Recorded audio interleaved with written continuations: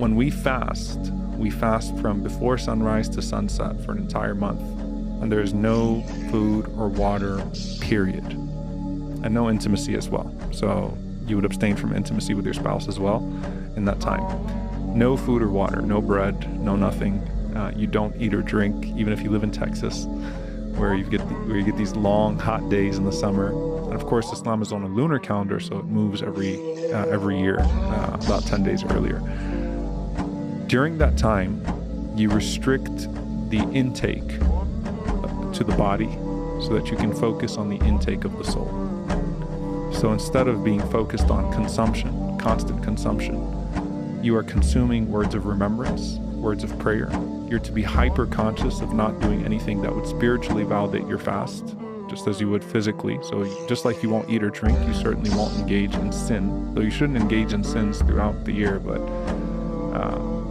you're not going to speak words of evil. You're not going to gossip or slander. You try to fast with your eyes, not look at things that are not praiseworthy.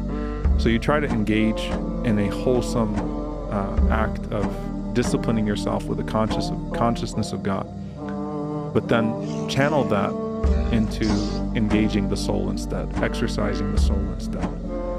And what you'll find with Muslims in this act of God consciousness, where they reduce the consumption, is they become far more grateful for the blessings of God, because throughout our lives we just take sips of water, we eat what we can, we snack. When you're abstaining from that, you become so much more grateful for that sip of water, so much more grateful for that bite of food, so much more aware of the one who provided those blessings to you, so much more aware of those that don't have the same access to those blessings that you have. So you also develop a sense of empathy for the poor that don't have access to those blessings on a regular basis, that can't help but fast. And on top of that, again, spiritually, you are engaged in extra reading.